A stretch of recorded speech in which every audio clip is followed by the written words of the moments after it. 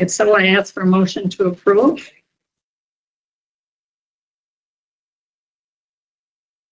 Motion.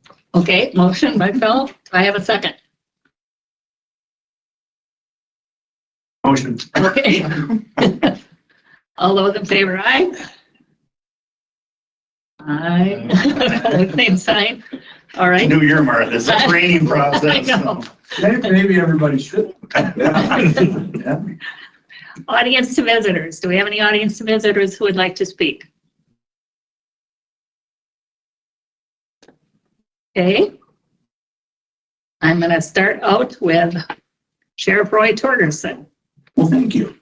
I've got some new faces in here. Yeah, maybe you want to introduce. Yeah, well, so Carson Conkle here, he's with the State Patrol, obviously, and one of the nicest young men you could ever meet, and we love having him here. We love working with him, and he's so professional, he's courteous, and just fits in really well here in Vernon County. He's got a helpful attitude, so we love having him here. And it looks like, did Luke appoint you today then? Or He's on vacation. He's on vacation. So, no, we work very well with the State Patrol, and doors are always open to them. We have an office back here they can use. We love having them, and we got a new contact from the state here too. So maybe he can comes around to his part then. So for the quarter, we've had 2 fatalities. The first one in the last quarter was December 3rd, the night of December 3rd. We received the call at approximately, actually we didn't receive a call. One of my deputies found it on patrol. It would be on State Highway 56, just west of the village of Viola, what we call the bottom of the Carey Smith Hill. It was a 1-ton dually pickup coming down the hill toward Viola. He was actually traveling to Viola, and I don't believe snow was at all a factor. The highway was just slightly wet, but certainly in good condition. I believe there was some speed that played a factor that we're still investigating, but he was a single lone occupant, the driver, and our investigation indicates that he did blow a right front tire. That's pretty evident with the markings in the road, as well as the tire itself. He went off the right side of the roadway, traveled down just a very, very slight embankment, not much of an embankment at all, and went between 2 trees. So I'll share my screen and show you some photos from that.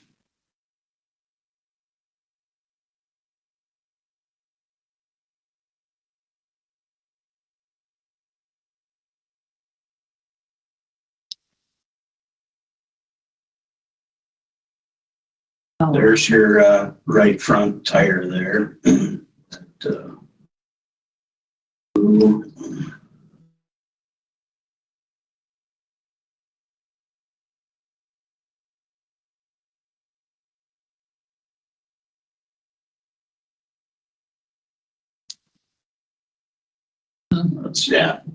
He was killed instantly. Show you the driver's compartment here, which trucks like that normally hold together really well, but you add some speed and the tree is going to win every time.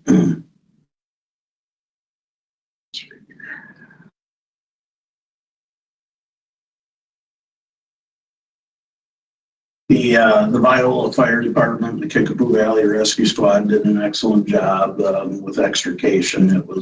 It took a while to get him out of there, but they did a very, very nice job, very efficient, very professional. Here's the other view of the driver's compartment. And then I'll show you the tree here. How old of a gentleman was he? He was just shy of 40, I think.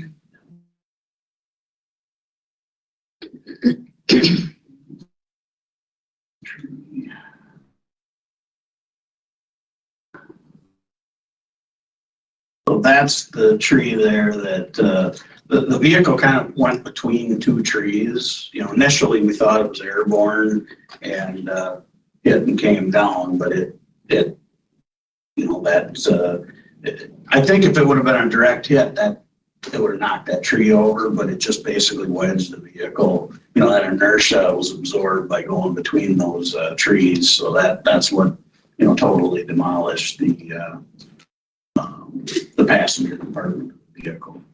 But there again, the road was just slightly wet, but it just doesn't look like there's a little bit of fresh snow on the side of the road, but it does not look like weather was a factor. It appears to be speed and the tire. And the tire was not, certainly was not, we haven't fully examined the tire, but it almost looks like retreaded tire. The tread comes off, but it's not a retread tire. So we're still investigating that because it had legal tread depth. So there might have been maybe some sidewall rotting of the tire, but that's what appeared to be the factor for him going off the right side of the road. December 8th, we had a fatality at the intersection of State Highway 35 and Mohawk Valley Road, south of the city of La Crosse, just into Vernon County. And a dump truck traveling north and yielding to oncoming traffic, making a left turn into a private driveway for a business directly across from Mohawk Valley Road and another northbound vehicle. So he was stopped in the road trying to make his left turn, yielding to that oncoming traffic. So he was fully stopped. And then a small SUV, a little Honda Pilot,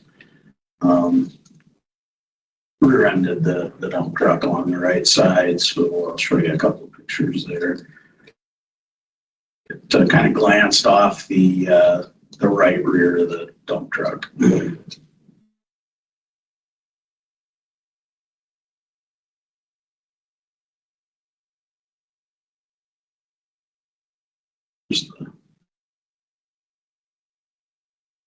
Front to the other vehicle. And then that was also a somewhat lengthy extrication there as well.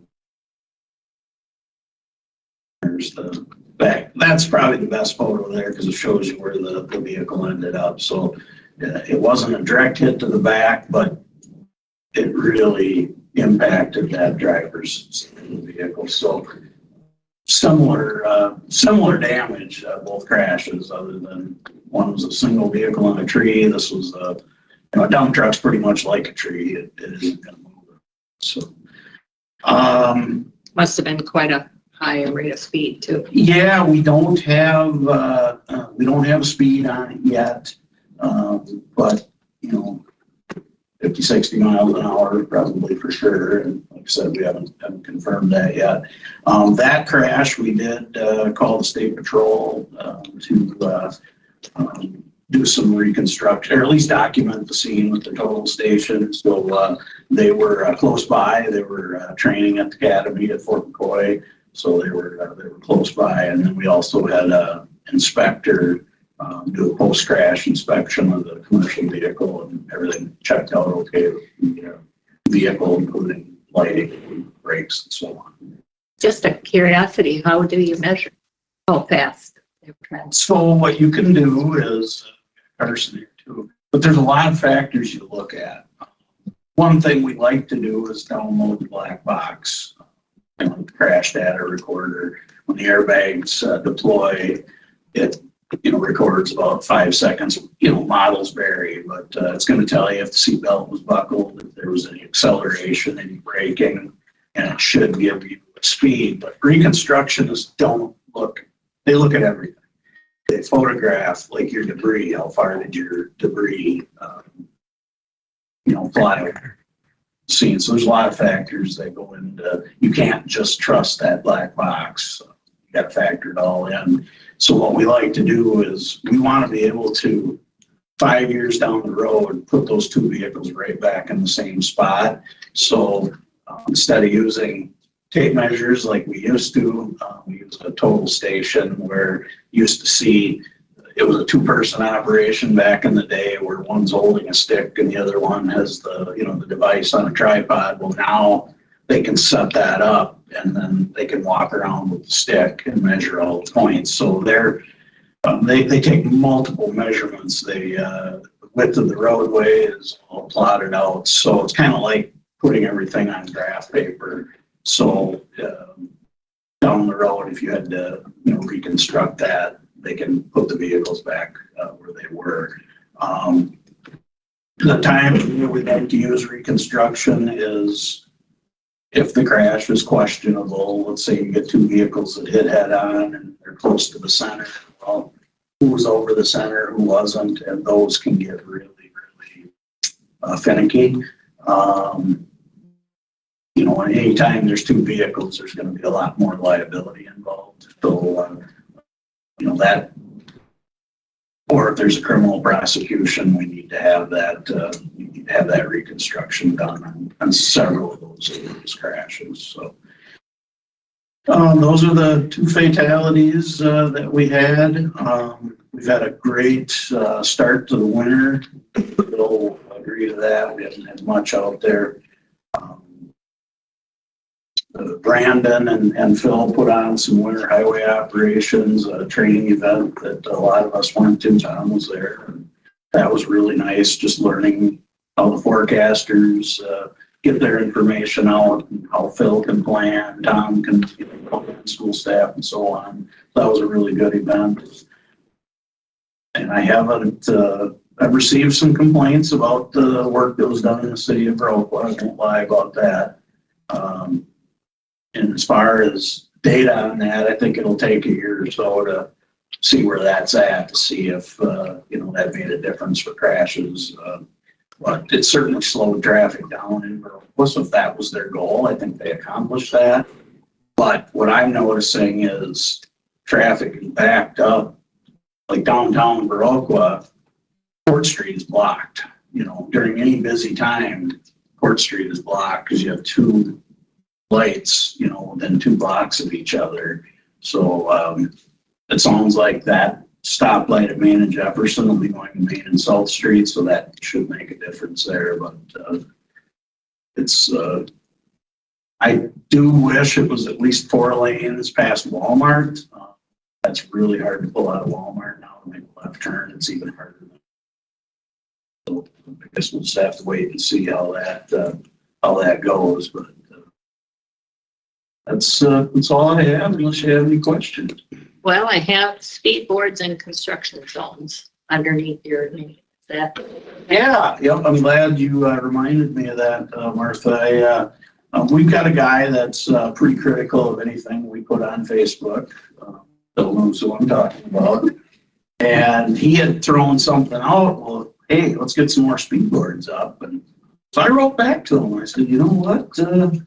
I agree with you. We do need some more of the speed boards because I think they do make a difference.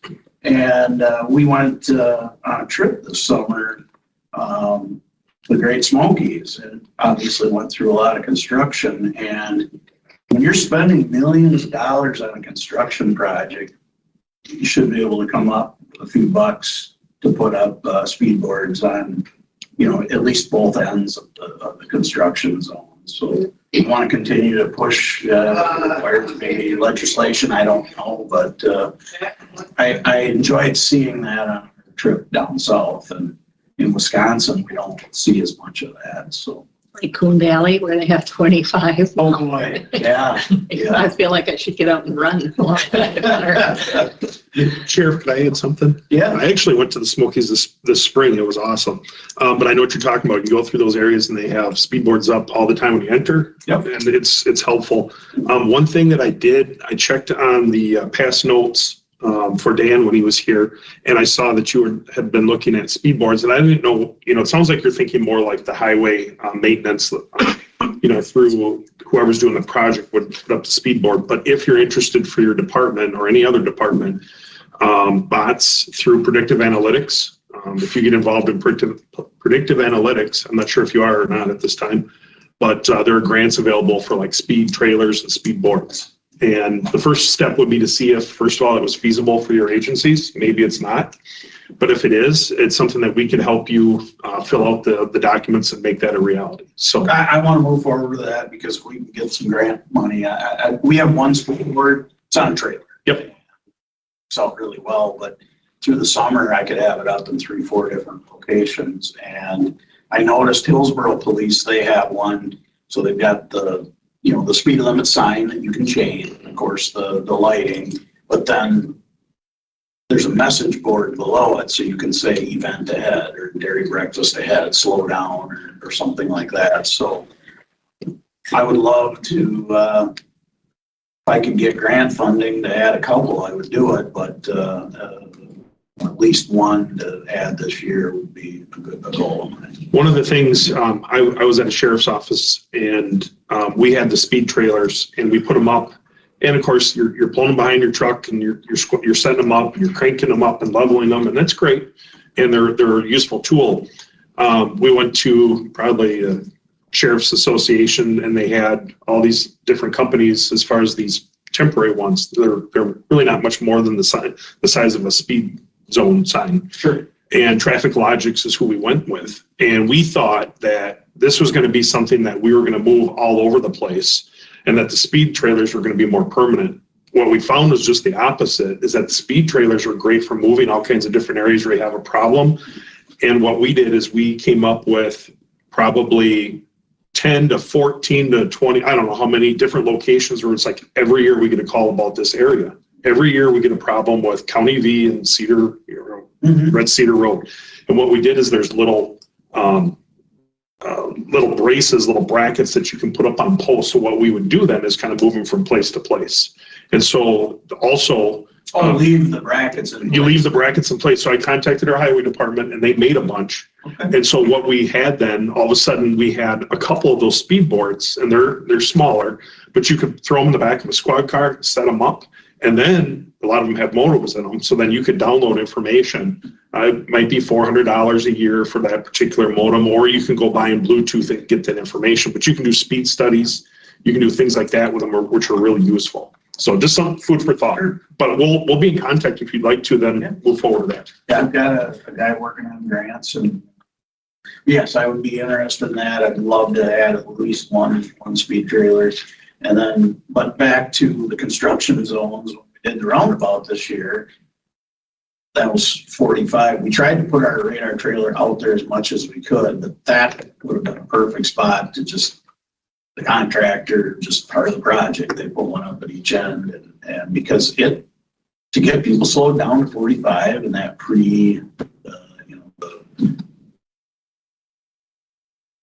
transition area. The different zones of a construction zones.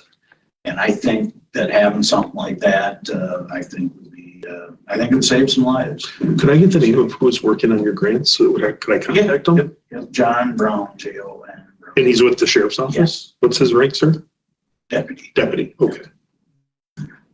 Is those grants available just in the county or villages? Are they also eligible?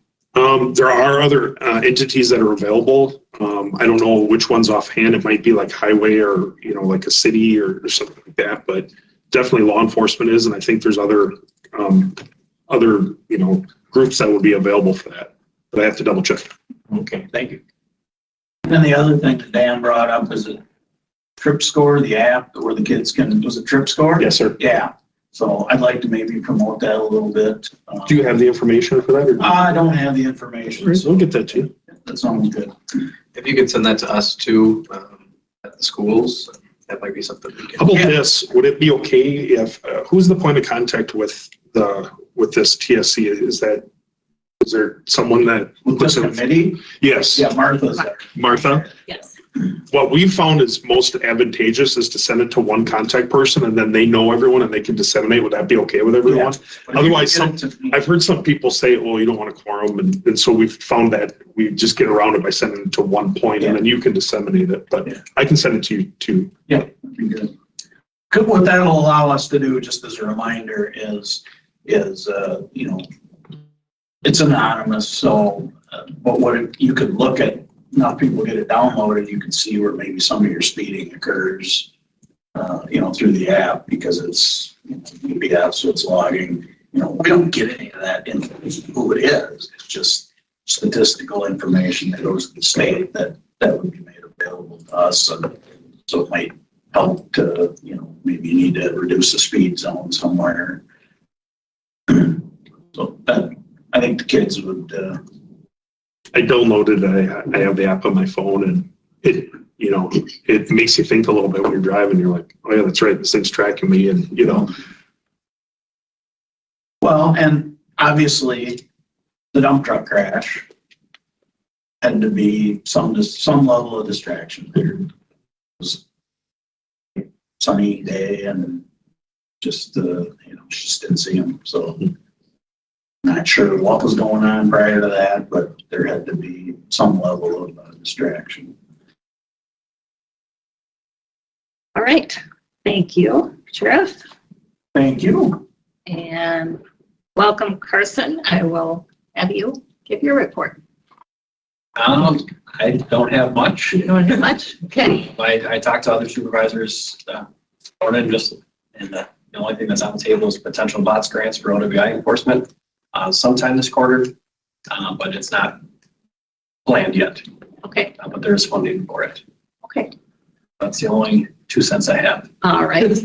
Oh, and then I do have one other thing. So when I leave here, I'm actually going to be going to speak to a group in one of the horse-drawn communities about safety over by Hillsborough. So talk to them about what the law is on the yellow lighting, in addition to what they're already required to have. So that'll be a good opportunity. That was set up by Paige Huber with the Town of Union. She organized that, so I'll be heading over to meet with Amish residents when I leave here.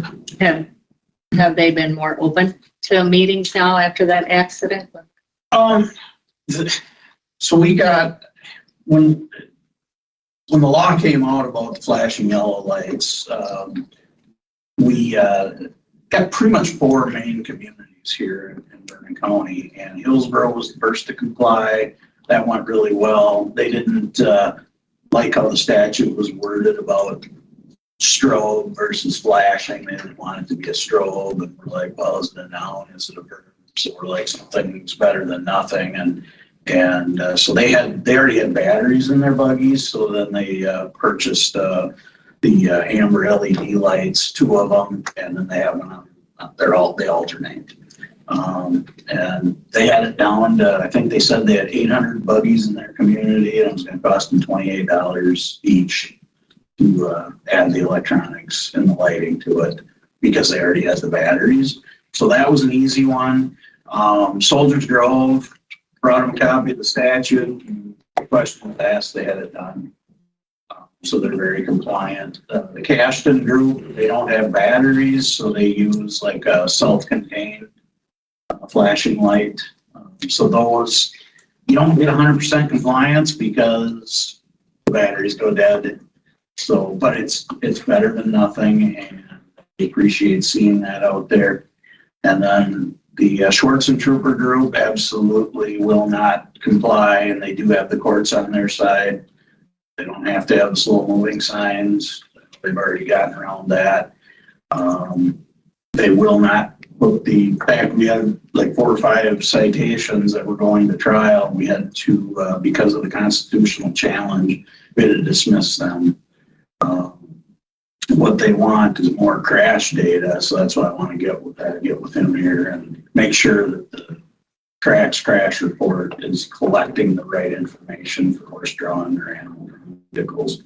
So we got some work to do there. But I continue to have the dialogue. I just got a call from a deputy in Crawford County. They had a crash there. I'm not sure of all the circumstances, but visibility was an issue, and it was with that group.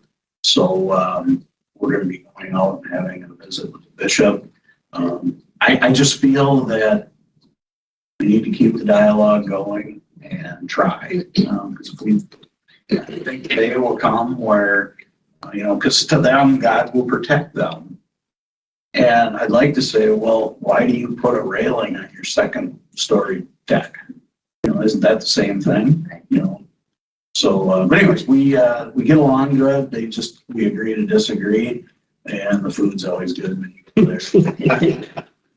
And that, you mentioned Paige, she's actually publishing a book for the Amish community on buggy driving and everything. And now she's worked with the bishop, and that's going to be in a classroom setting now. All the children that go through the Amish schools in the Hillsborough area will be getting this book. And there's actual class that they'll teach all the children Nice. every year. So she's really put a lot of effort into that. So Well, she probably even autographed it for us.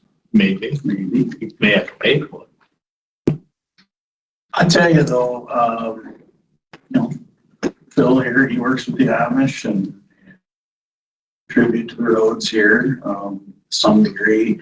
And I just feel that, but back to that lighting thing, I think we made a lot of progress. Even though we have one group that's not going to do it, got 3 other groups that did. And when you're driving at night and you see that flashing yellow light, that makes a huge difference. Well, thank you. Yes, and I'm committed to continuing to, you know, have those conversations with them, and hopefully one day they can get in. What part of the community is the non-compliant sector of Amish? Liberty Pole.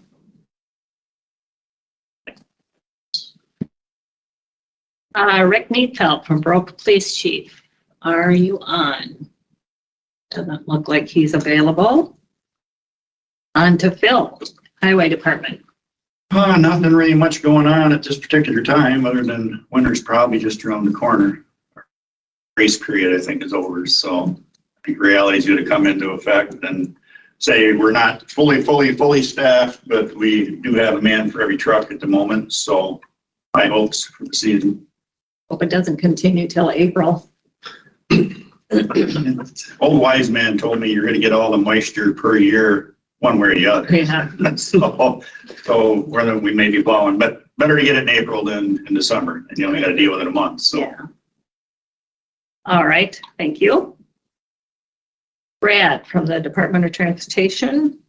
Yes, can you hear me okay? We sure can. Okay. I don't have anything new to report in terms of upcoming highway safety improvement projects that are in the works. I think at the last meeting I mentioned the one that in Viroqua, the offset left at the signals on the very north end of town by Quick Trip there. That's really the only one that we're looking at right now. So yeah, not much to report on my end. Any concerns other than the twiddle conversion in Viroqua? It sounds like that's not very popular. No? I don't have anything. All right, thank you. Department of Transportation, DOT Safety Report. Welcome, Todd. See if we can share here.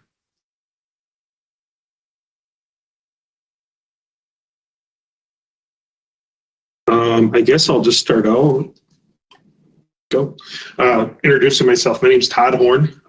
I recently retired from the Columbia Sheriff's Office. I retired as a patrol captain. I spent 26 years there, involved mostly, almost extensively with patrol-oriented work. I started with bots this December, and so this is, I think this is my 7th meeting. So I took over for Dan, and you'll see a lot more of me over the next, hopefully, several years. I'm already impressed with what I see here. I ran our Traffic Safety Commission in Columbia County. I chaired it, and I was heavily involved with it. And I'm still going to be active. That's going to be one of my counties is Columbia, but I'm learning. It's an interesting job. I like it a lot.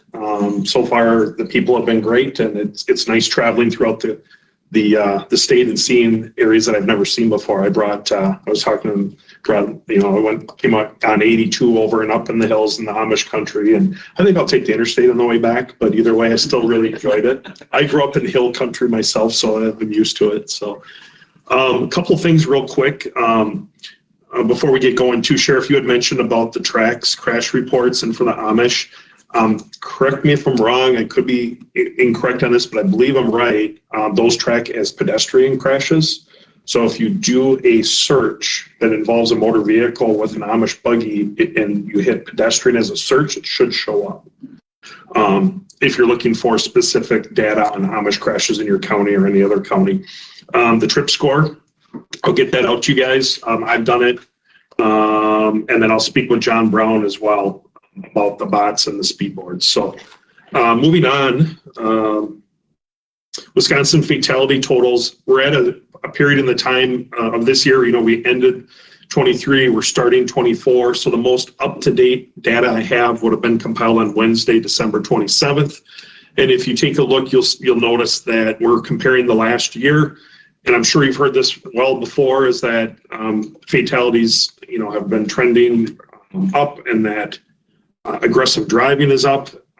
What we're seeing finally is some sort of a plateau, maybe going back down for fatalities.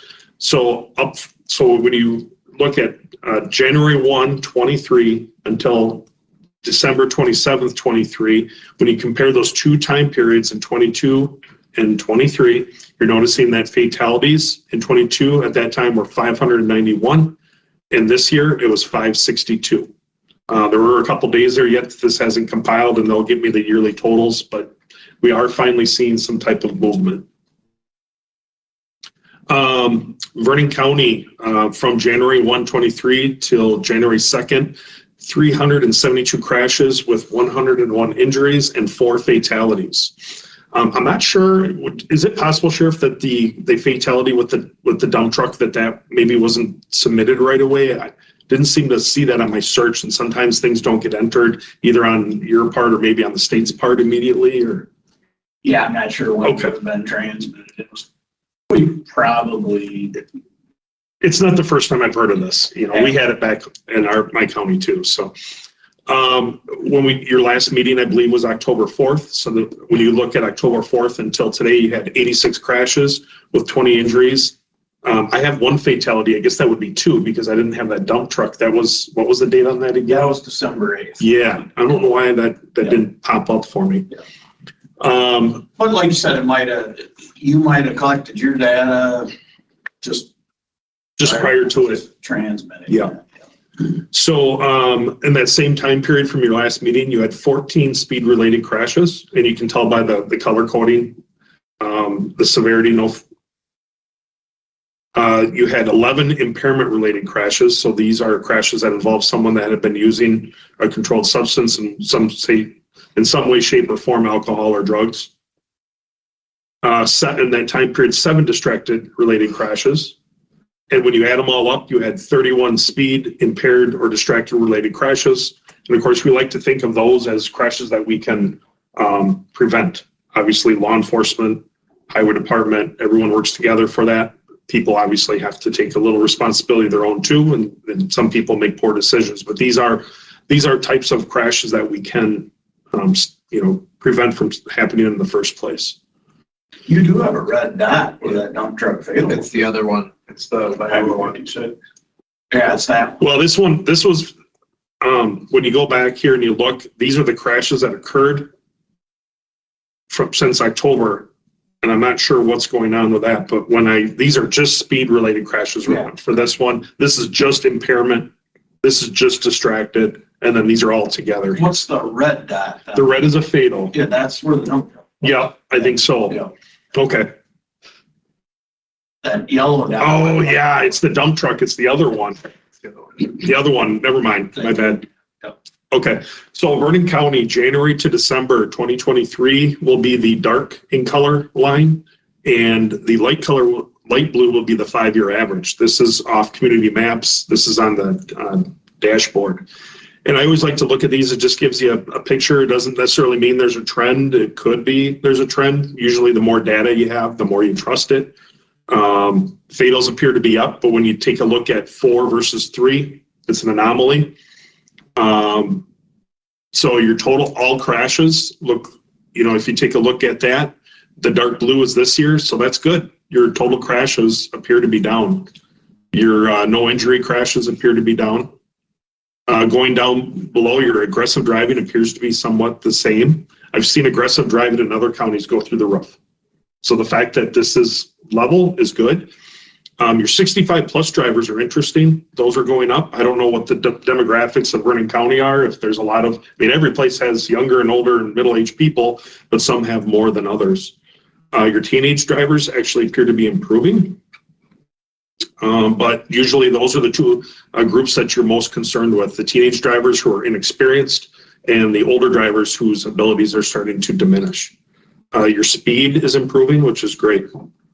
Okay, so moving on to the same time period. Now we're still comparing 23 to the 5-year average. Your pedestrians, we were just talking about the Amish buggies. That could be an actual person crossing the sidewalk, or it could have been an Amish buggy. You have to dial into them to see. Your motorcycles, everywhere it seems that motorcycles are up. Some of the theories are that the drivers are aging out. Some of it is people are taking more chances. They don't track deer or anything like that. So this has to do, I just cut this out. This was interesting for me. If you take a look down below, 74 teenage drivers make up 15% of drivers involved in a crash. So of the crashes that you had, 15% are teenagers, and they only make up 5% of your licensed drivers. 93 older drivers made up 19% of your drivers involved in a crash and make up 25% of your licensed drivers. Just something to think about. Predictive analytics, do you take part in predictive analytics in this county? Okay. This is just a snapshot, and I just hit a 5-year average, and I'm hitting KAB. So those are the most serious crashes. Those are fatalities. Those are serious injury or minor injury. And you can see it's not uncommon that if you have a more urban area like Viroqua or Westby, that they would, be there because you have all these crashes that are occurring because of the intersections. These are the analysis area that the state engineers put together. And this would be analysis area number 1, which is Highway 14 and County Road Double B, roughly that area. And then analysis area number 2 is Highway 56 and Highway 14. That's where they're saying that you have the largest possibility of having injury crashes or crashes that are so substantial. Hey Todd, can you Yes. go back to that slide, please, quick? Just wanted to comment that very narrow rectangle at the north end at BB, that's where I had mentioned earlier that we're looking at the offset left turn lanes at the signal there. Okay. So we're targeting that area. And then the larger rectangle to the bottom is kind of why we put in the two-way left turn lane conversion in Viroqua, because of all the injury crashes we were seeing. So just very wanted good. to comment on those. Yeah, thank you. Appreciate that very much. These are the fatals that I had. Again, there's that SUV and truck, the rear end on December 8th. These are the other ones. On April 9th, you had a motorcycle versus buggy. September 2nd, SUV versus building, 65 plus driver. On September 8th, an SUV versus tree, 65 plus driver. And of course, the one with the dump truck and SUV that the sheriff mentioned. Can I Absolutely. back up one? So the September 2nd and the September 8th, those were both 100% medical. Yeah. They had a medical event and crashed, so they had, as far as highway safety, really not a factor at all. It was 100% medical on those two. Yeah, I noticed, I read the reports, and on the one on the 8th, it did say suspected medical, and on the one on the 2nd, I don't know if that was, I didn't decipher it the same way, but that makes sense what you're saying, absolutely. Yeah, and if we need to go in and amend one, they were both medical. Okay, yep. No, I'm just mentioning the ones that we had. So, Okay. this is the crash that you had mentioned, and I just pulled the data. I didn't realize how much you would go into that. So this is just, for us to look at right now, but this is the actual crash report, and the deputy that completed the report. You notice that there's no, there was a dry road condition. There was no real environmental factors. The weather was clear. There was no axis or control, and the vehicle was going straight. and of course, extrication.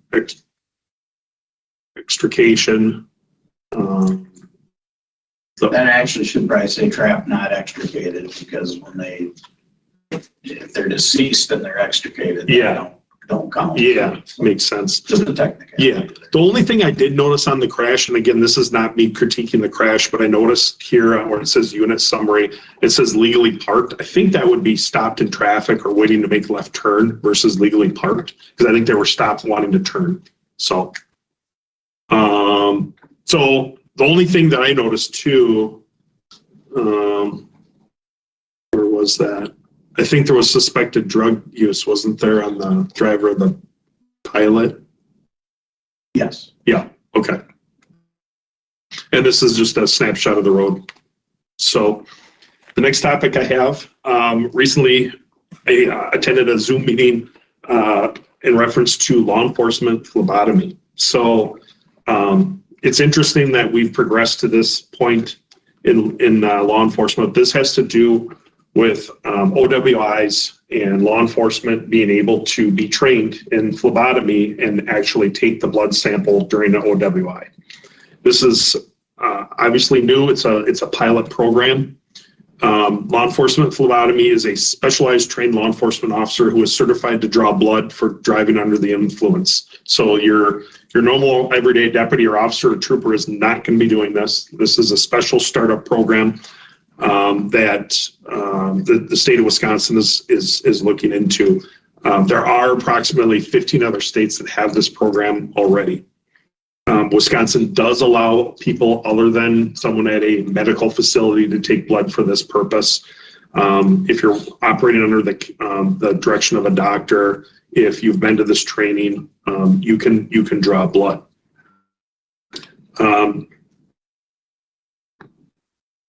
There is going to be a lot of oversight, so they're going to complete a lot of policy and procedure and training, and updates, and it's in some ways it's kind of like a drug recognition expert. So this is not mandatory. Agencies do not have to send anybody. This is just a startup program, like I said, and we're trying to put it out there so all the different law enforcement agencies are aware of it. And the training would be free of charge through bots. So hotels, tuition, meals, things of that would be covered as long as the person passed the test and got certified. It would be approximately probably a couple of weeks of instruction, and then there'd be online instruction, and then there'd probably be a couple of weeks of practicum where people would respond and do the training in person. So these are some of the states that already have this training. You care if I footnote that, Todd? So I think David is still from VMH. Are you still on, David? I don't believe he is. Okay. So we've negotiated a beautiful rate. So we'll probably never stray from that. It works out really well. But with this program, we talked about it at Badger Sheriff's. The only time where it might really come in handy is if you have a bad trauma, you're loading them into the helicopter, and if somebody like an EMT or a paramedic could draw the blood for you, that would be nice. But we can't do that on an unconscious person anymore. We have to have a warrant. So we just probably don't see that fitting in here, especially, with our good working relationship. What I see, Sheriff, is the benefit of this would be if you have maybe a hospital that you don't have a good working relationship with, and where they refuse to take blood, they can't legally do that. But or you don't even want to take them up to the hospital, they're disorderly, they're whatever's going on. If you were to have jail staff trained, the idea would be to bring them into the jail. Someone would take the blood draw right there. You'd never have to drive them up to the hospital. You'd be arguably saving time and effort. We just didn't want the liability of poking a needle in someone. Understood. So, but it's nice to know that it's an option in certain circumstances. Yeah, the 5 LELs, we all were on Zoom when they were giving this to us, and I said, I don't see from a sheriff's office perspective pulling someone off the road on the other side of the county to do a blood draw when you can take them to the hospital. But if you have people in the jail that could do it, and you just bring them in and it's a one-stop thing, I could see that being more convenient. So that's consensus we came up with anyway. But again, the law enforcement phlebotomy program would begin very small. I think they're going to start a class of 20 people. And I think they're pushing for people that are drug recognition experts already because they kind of have an idea what's up with it. Incredible oversight, high standards, and training. And what they found so far is prosecutors appear to be very in favor of it because they like the idea of having a law enforcement officer to come and testify that they drew the blood, not maybe a phlebotomist from the jail or from the hospital. Law enforcement is like, 50-50. Some think it's great. Some don't see it being useful for them, and that's okay. And it sounds like the judges are kind of like the prosecutors. They're starting to see that this would be a benefit. And I'll get the PowerPoint out, and these are the contact people if anyone's interested in this program. Just want a quick little note here. I mentioned that Randy Wiesinger, he's our lead law enforcement liaison through BOTS. He is spearheading a Traffic Safety Commission pilot improvement project. Randy retired from Dane County Sheriff, and that's where this program is at. And they're trying to develop a toolbox of resources and information for TSCs to use to better improve the efficiency of TSCs and improve traffic safety. So you might be hearing more about that down the road. Is everyone here familiar with Wisconsin 511? Okay. The one thing that I wanted to just make sure is, you can get into Wisconsin or 511 Wisconsin, you can apply, put your information in there and then get a login, and you can go in there and look at all kinds of things, weather conditions, road construction. You can look at the video of certain intersections, usually along the interstate. Recently, they did switch, though. They used to use law enforcement, dispatching, winter road, to come up with information for 511 Wisconsin. What they've done is they've started using new technology, and it's for the Maintenance Decision Support System, or MDSS, and they're using more, weather prediction, and I don't understand all the acronyms mean, but essentially they're using all their electronic data collection devices out on the roadways and, predicting what the roads are going to be like. And so what it does is it takes away from some of the burden on the state patrol. I know I'd hear for years and years, they'd call and say, what's the road conditions? I assume they're doing that to, update the 511. Well, that's not happening anymore. At least We still do it. You still do it. Yeah, but it might not be for the same purpose as it was before. Do you spend your data to Google then, or are they extracting that?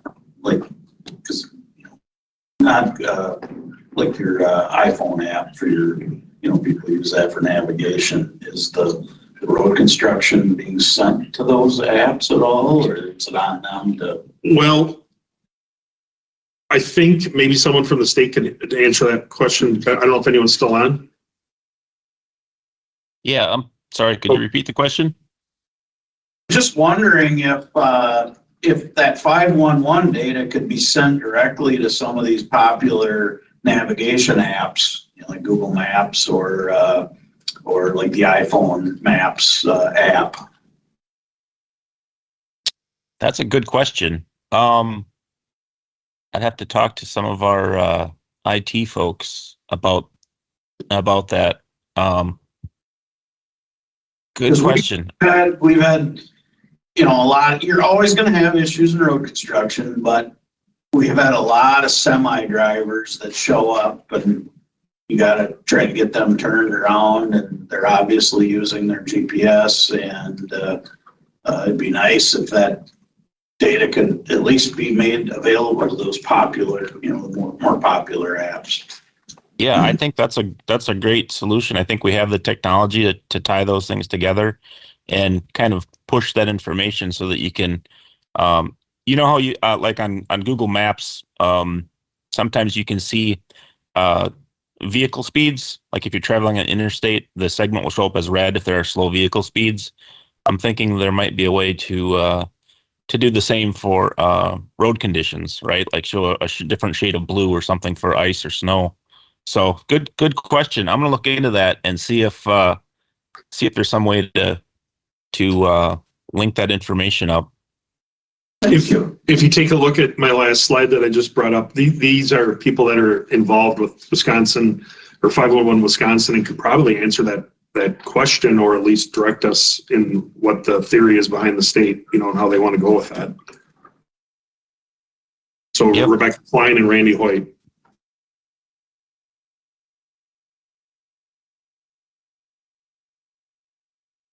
Any questions on anything so far? Okay. Thank you. Very informative. Unfortunately, I'm not quite done. Oh, Sorry. okay, sorry. I'll go. I'm almost done. So legislative update. One of the things buzzing right now is much like in highways construction zones, you're not supposed to be using a cell phone. The discussion now is cell phones that are used in school zones. As my understanding is it's not passed yet, but it is introduced. So don't be surprised if you see that down the road. And again, I put in highlighted some of the areas for you. Also, automated speed zone enforcement system. So this is something that's being proposed. So in Wisconsin, it's always been illegal to have speed enforcement through, like video or cameras or whatnot. They are beginning the process or the idea of opening that up into Milwaukee because it's such a large metropolitan city. And so recently we had representatives from BOTS attend the Governor's Highway Safety Association. And of course that was brought up because, aggressive driving and unsafe driving has increased throughout the country. U.S. fatalities increased by 30% over the last decade, and they're trying to come up with ways to combat that. 3 major automated enforcement technologies, the speed zones themselves, red light or safety cameras on intersections, and then school bus stop arms. And these are some of the states, maps on the right here, some of the states that take part in those programs right now to one degree or another. And these are some of the recommendations about how to start that if you were to start that. And this is our team. I am not on here yet, but these are the guys that I work with. So if you have any questions or comments, concerns, you can reach us. And there's my information.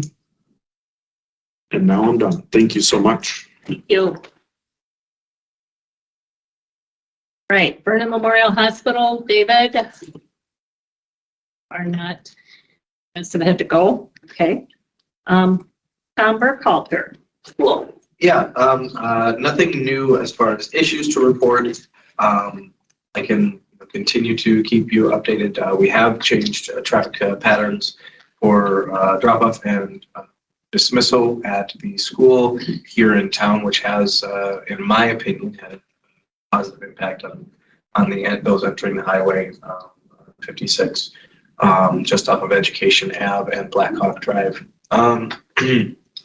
It's cut down anywhere from 180 to 200 vehicles a day coming off of Black Hawk Drive and entering the highway at a much better point across from Emmanuel Lutheran Church, which is a much more open, you can see both ways, much better than coming around that corner on 56 where you have to look around and try to get out as quickly as possible there. So overall, we've had good results, cutting down across campus traffic and then also, again, for this group, entrance onto the highway seems to have been better. I don't have data that will back that up, other than we're getting a lot of people out a lot quicker with this way than all parents coming out one stop sign for our district, which is it's a lot of parents. So yeah, as far as other superintendents, they did not bring up anything of concern other than continuing to update on those issues that I brought up previously. So, All right, thank you. Brandon, emergency management? I have nothing to report at this point. No? Okay. Dave Robinson, WDRQ, not on. Anyone have any other items pertaining to highway safety? I guess I would like to bring up Senate Bill 35, which was signed into law December 6th, and it was an honor to be there for the signing of that bill. I'll pull it up here for you. So it was about a 2-year project, and so Senate Bill 35 created 2023 Wisconsin Act 57, which I brought up at this committee before, but it's the emergency contact bill. It will allow you to list emergency contacts, names, and phone numbers on your driver's license. It's surprising how we couldn't use that. These last couple of crashes we've had to have had that. It took a long time to track down family. And so I planned it's going to be voluntary.